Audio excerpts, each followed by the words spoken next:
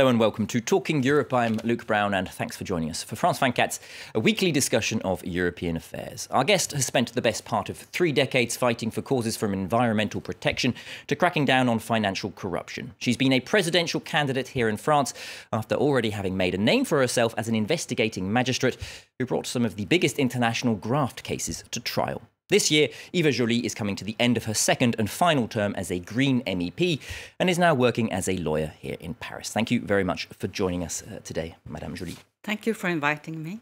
Now, since your election back in 2009 to the European Parliament, can you tell me whether or not you think Europe as a whole has changed for the better?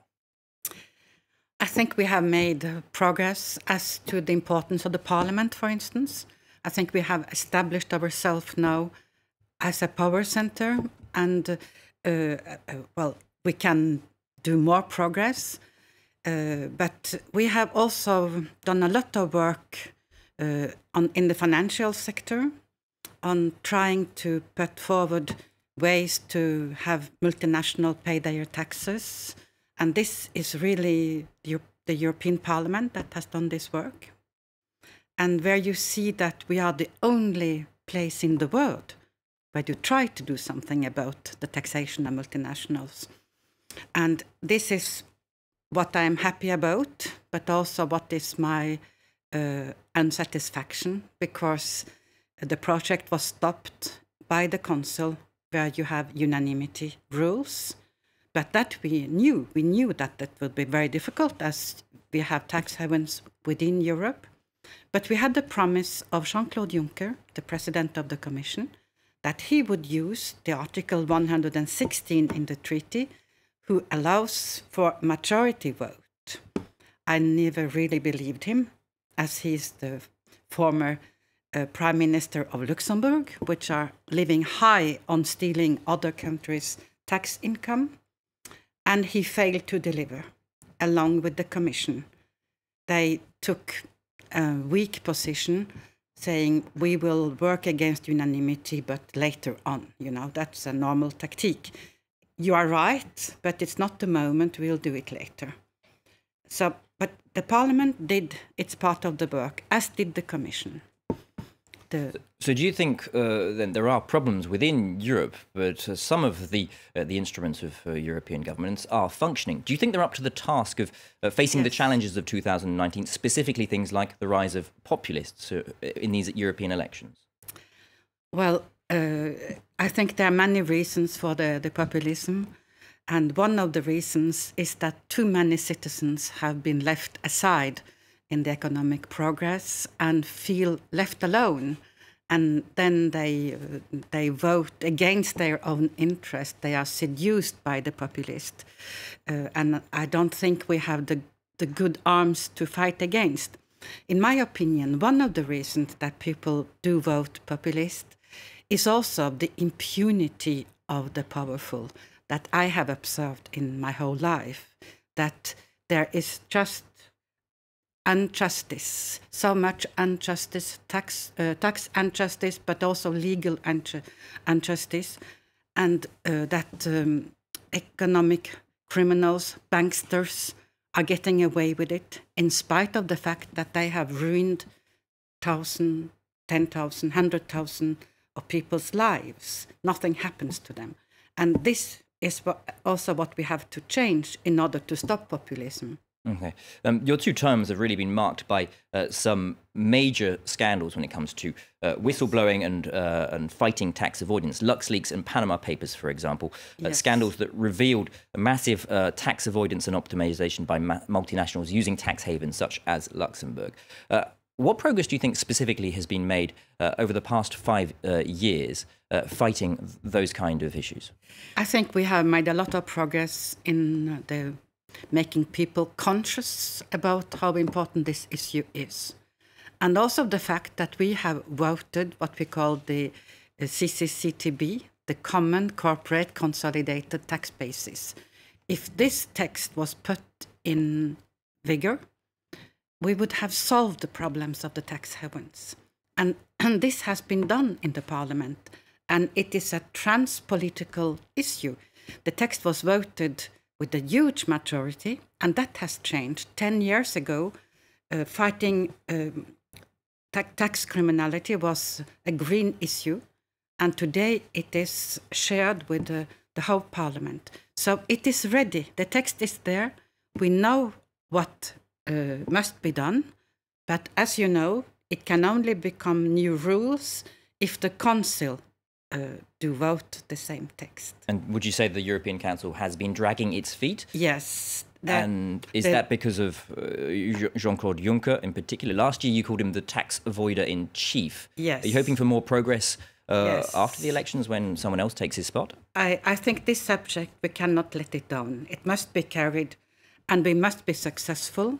I think that Jean-Claude Juncker carries a huge responsibility, as does the Commissioner Moscovici, the French commissioner. They just left the issue at stake, counting upon the future commission to carry it through. But we are coming from far behind. I mean, the unanimity issue in the treaty has been an obstacle to make progress for decades. And this is what must change now from political will. I think we can use the treaty as it is because it has passerelle clause. It has possibilities to move from unanimity till majority votes when the Commission decides that the general interest is at stake and that the existing rules are unfair. But they do not use them. And this Commission didn't use them because of Jean-Claude Juncker, because of the fact that Luxembourg lives on stealing other countries' tax revenues. 25% of their GDP comes from the financial sector. So you couldn't count upon Jean-Claude Juncker just to give up on that. We're going to take a closer look at this issue now. As we've heard, one of the biggest recent tax scandals was LuxLeaks in 2014. It revealed massive tax avoidance and optimization by multinationals and forced increased taxation regulation in places like Luxembourg. But it also changed the lives of the people who raised the alarm. Clovis Kazali met one of those whistleblowers in the wake of his appeal trial. Raphael Allais returns to Luxembourg, a country where he has many enemies. He's one of the two whistleblowers behind the LuxLeaks scandal. The Frenchman worked for accountancy firm PwC when he leaked confidential papers on tax evasion schemes involving large corporations. The whole story began with something very small, me employed for some paperwork, and it ended up becoming something huge, an international scandal. According to Raphael, little has changed since the scandal broke in 2014. Many companies are still based here in Luxembourg. Many companies are set up in the same building. One can wonder how it's possible. Like here, look, there are so many. How can they all fit? It seems there are no employees, little physical presence. The financial sector generates over a third of Luxembourg's economic wealth. But while keen to remain attractive to businesses, it also needs to reassure fellow EU member states about its controversial tax rulings. Luxembourg was urged by the European Commission to review these favourable tax arrangements. Now each case needs to be approved by a panel of 10 experts, and not just one person like before. Ireland, the Netherlands, and the United Kingdom are among those also offering low taxes to large corporations. But these fiscal policies come at a cost. EU authorities say the European Union loses around €1 trillion of income a year due to tax avoidance. Now, staying with this topic, and protection of whistleblowers is another issue which you spearheaded at the European Parliament. In March of this year, the European Parliament voted through pretty wide-ranging protections of whistleblowers. Many would say it's been a long time coming. What do you hope from the new law? Well, it was a battle. The Commission didn't want a whistleblower protection, a horizontal one. They said they had no legal basis for putting forward this directive. And that we now have one shows that it is possible to do huge things with the treaty, but it needs political will and the will to fight. So the new law will protect people from retaliation. It is forbidden to have any kind of retaliation. it will protect also journalists and their sources. And I think it changes everything, because what we have seen from the whistleblowers before, from Antoine Deltour and all the others, was that your life was about to get destroyed every time. So I think this is a very strong text, and it covers very many parts of economic activities. You know that the member states didn't want tax to be part of it. And you know that, for instance, France only wanted to give protection if you used the internal ways of blowing the whistle, which would have taken all interest away from this directive. So now there is an option for the whistleblower to choose whom he wants to tell about the problems. He can go to the press if he wants. Okay, and we get the impression here, as you mentioned it there, some of the member states were largely opposed to some of these elements. Yes. The European Parliament and the MEPs have acted going Yes. beyond that. They're demonstrating their independence. What next, do you think? And it demonstrates the fact that when the Parliament is united, we can overcome the obstacle of the Council, because they are afraid of the political price they have to pay in the elections when it becomes known that they were against this directive. And I think this is a lesson. This is a lesson that we can, with the treaty as it is, do a lot of things to improve citizens' lives. I think that our democracies are depending on the fact that we are protecting the whistleblowers that are insiders and that can tell about attempts on common goods. And moving on to another topic for which you are well known, and that is the environment. You are, of course, a Green MEP. Since the turn of the year, the People's March for the Climate has really made headlines around Europe, led by young people such as Greta Thunberg. What hope does this inspire in you, this youthful generation and this youthful motivation? Well, we see that what used to be only a subject for green people is really becoming mainstream, and especially among young people.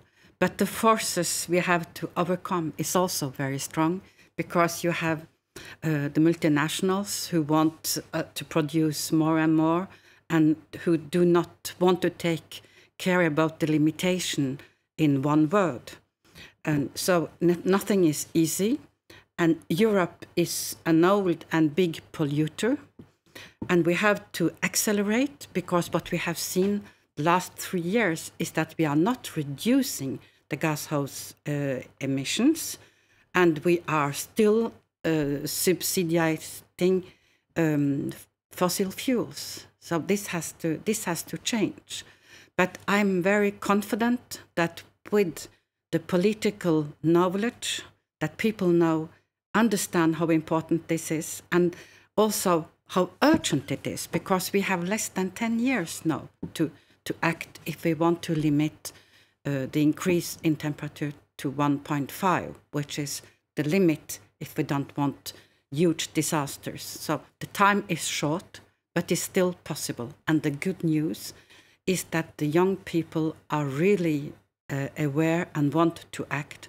And I think that the politicians will follow. Before we go, I just would like to do one question here in France. When it comes to the question of the gilets jaunes, the yellow vest, the French government this week rejected the criticism from the UN about it being a bit overly heavy-handed when it comes to dealing with the protests.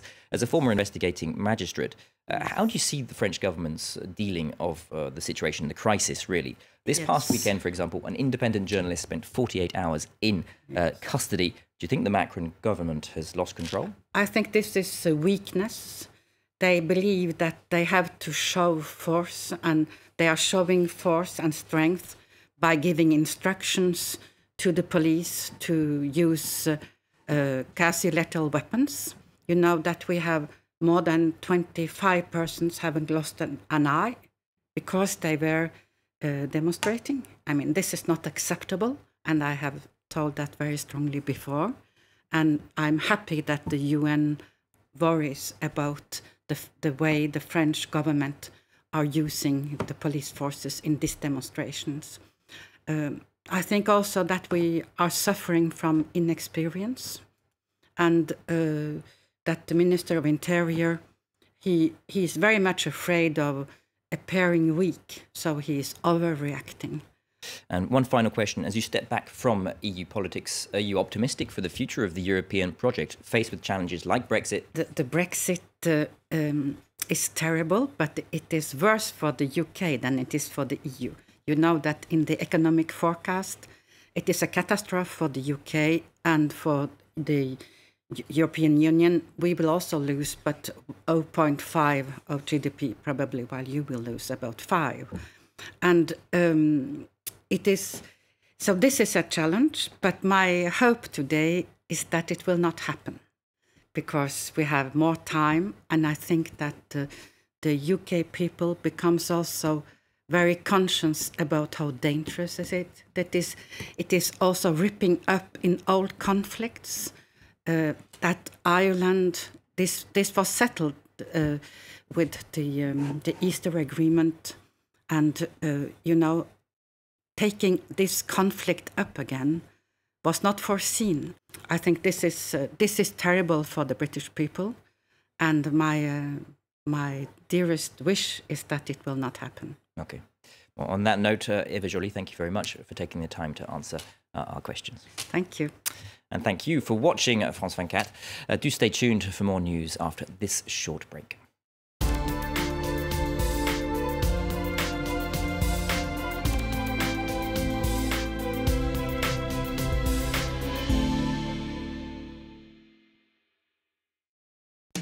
France is a country of paradoxes. On the one hand, we're known for our strong feminist figures like Simone de Beauvoir and Simone Weil. But on the other hand, there's still a long way to go till French women have real equality in the workplace and in politics. And then there's the fallout of the Me Too movement, which has been very divisive in a country where the old-fashioned concept of male chivalry is still very strong. Join us for the next French Connections Plus, where we look at women's rights in France. French Connection Plus on France 24 and France24.com.